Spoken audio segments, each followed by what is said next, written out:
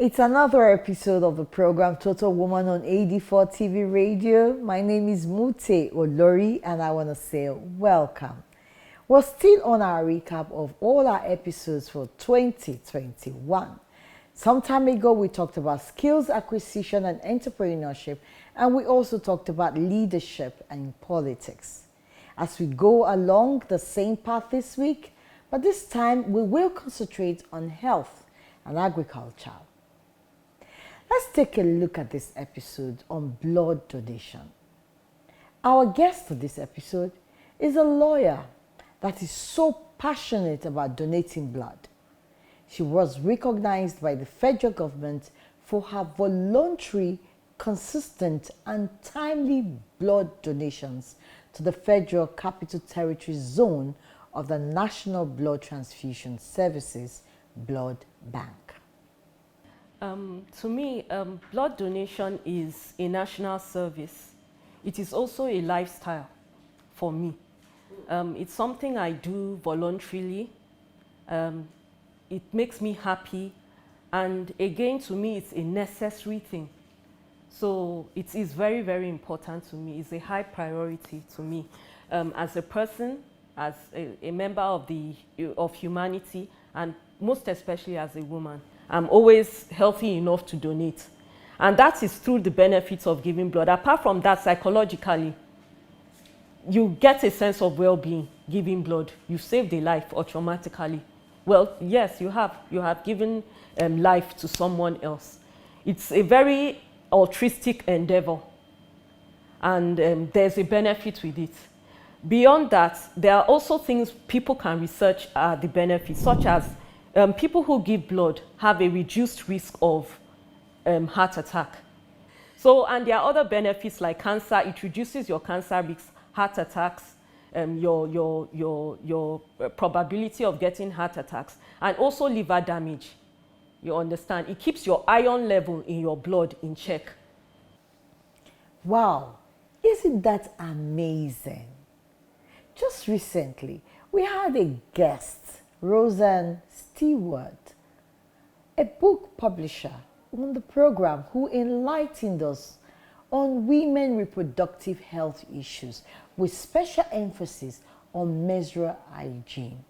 It was quite an eye-opener and educative dialogue. Let's take a listen. I was actually fortunate enough to have my mom when I first got my period. So she was the one that told me about that. But my parents did divorce when I was younger or separate. So I stayed with my dad for a little while by myself. So he had to deal with the whole period issue of getting me products and things like that, dealing with overflow nights, messy sheets, all that stuff. So, and again, the physical aspect of it, if you're a single parent, you have to deal with that. So it was awkward. It was a tough situation. It was embarrassing. So then again, that's what we want to bridge that gap. Well, I actually, I read a story the other day, and it was a brother of a friend of a girl that took her to a ballet lesson, and she got her first period in his car. He noticed that, but he didn't take responsibility for it. So he just dropped her off at the ballet thing, and she had to deal with that on her own. That's not that's not okay. So as a father, is that something that you would be able to do? Just find another woman to go take care of it? No, that's your responsibility, essentially. As a man, we want to put men back into menstruation. A lot of men are the ones that are responsible for the production even of menstrual supplies. They run the companies for these. They're essentially your brother, your mother, your brother, your father, they're there. So they just need to be involved in that conversation. So a lot of the different things that I've heard lately is that you're not supposed to touch food if someone is menstruating. If they cooked it and they were menstruated. I'm like, what? Um, they have women that are stooping outside, and that's how they're getting rid of blood. You have women that are girls that are using leaves and unsanitary napkins and shirts and things like that, which can lead to infection. They're using that instead of what's needed, like actual clean sanitary pads and napkins or tampons or cups that they can use to help with that. So helping to bridge the gap between those taboos, I think is necessary. So people aren't thinking that if I'm cooking food and I'm menstruating, I can't eat that food. That's wasted food. So, the conversation is boys, men should know a lot about the reproductive health of a woman, especially the issue of menstrual hygiene, so that we can together support the girl child or the women to see how they can be healthy and more productive irrespective of the situation they find themselves during their period. All right, in 2021, we also had a guest who extensively enlightened us about poultry farming when she spoke on the role of agriculture in economic growth. Meet my guests. I love to rear things. And I said, how about I start to look into poultry farming? My love for chicken just made me say, okay, let me start to go for trainings where I can learn about poultry farming. But I had to carve a niche because I strictly wanted to stick to broilers.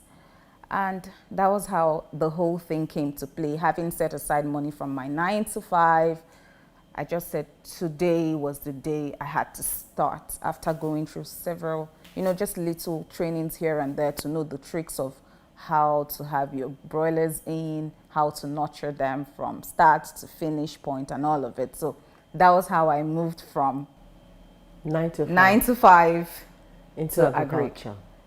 One of the things we need to do to make agriculture attractive is you have to improve the image of agriculture.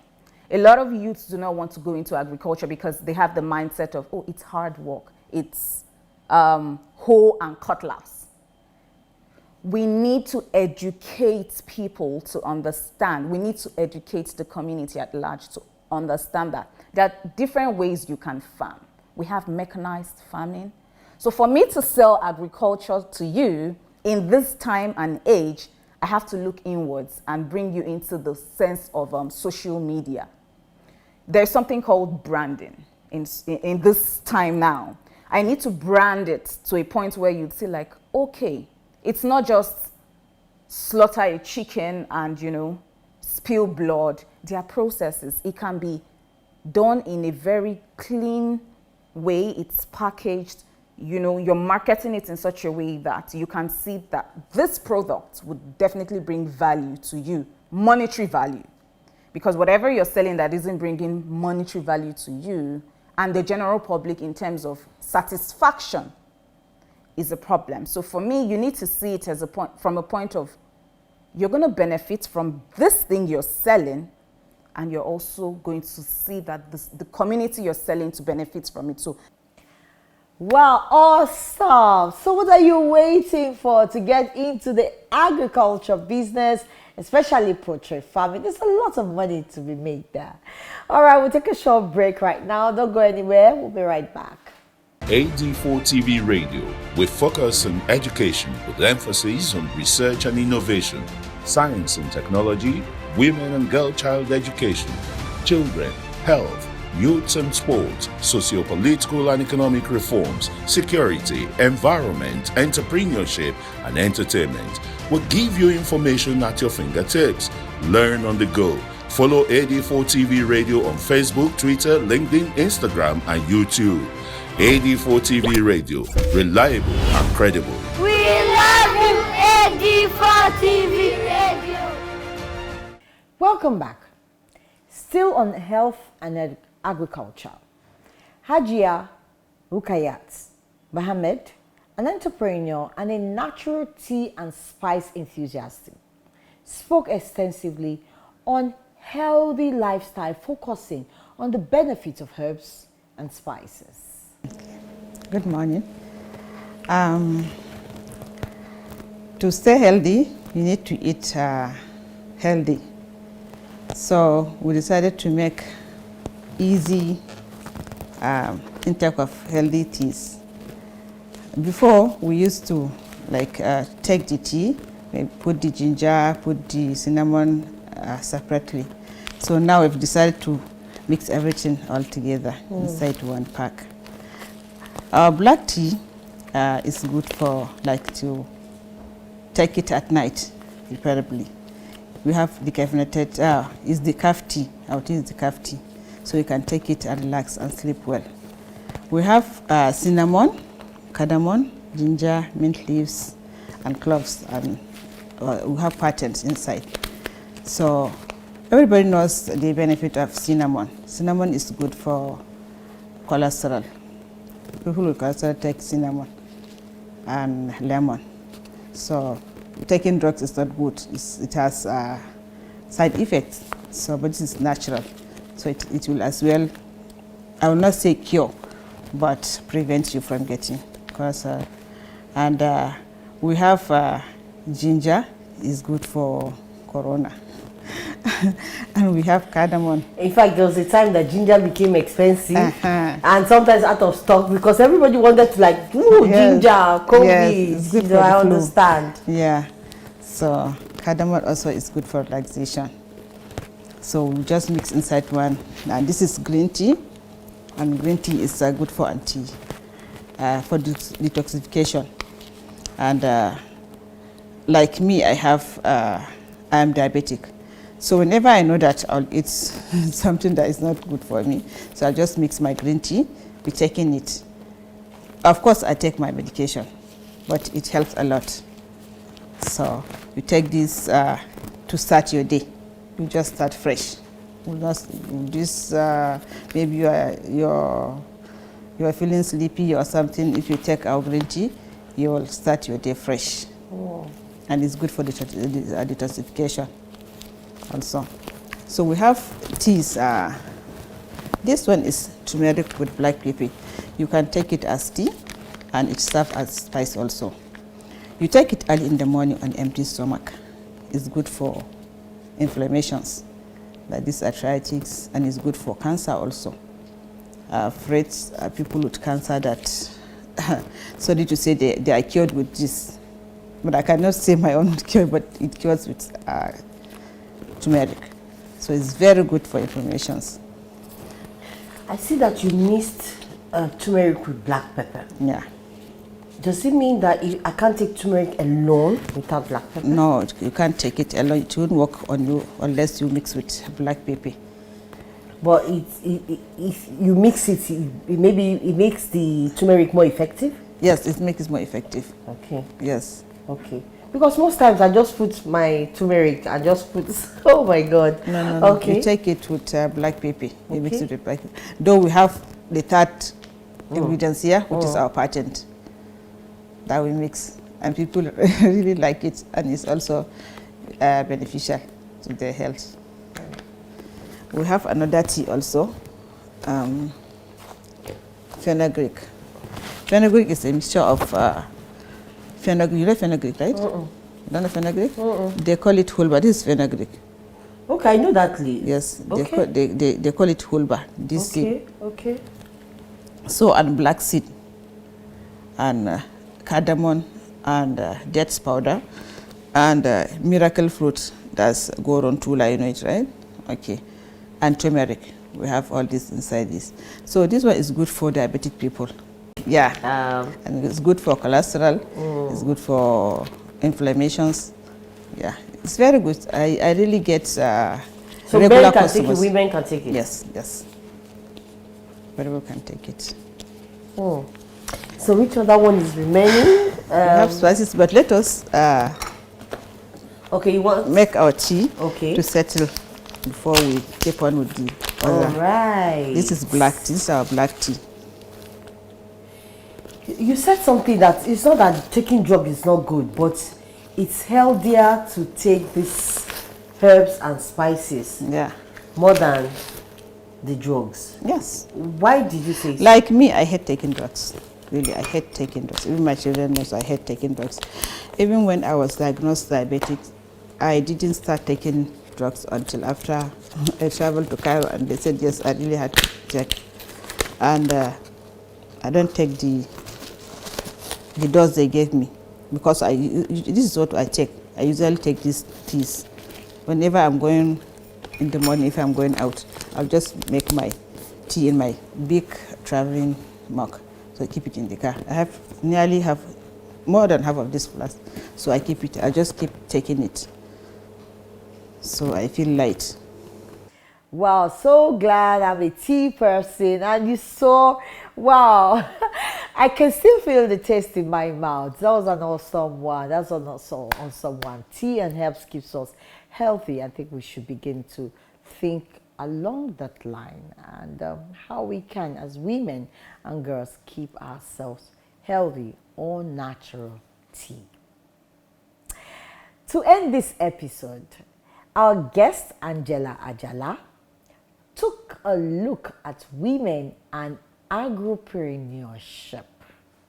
You will want to listen to her so that you know so many things and areas you as a woman can take advantage of in agriculture. Agric for me is number one. I think food is the most important apart from education.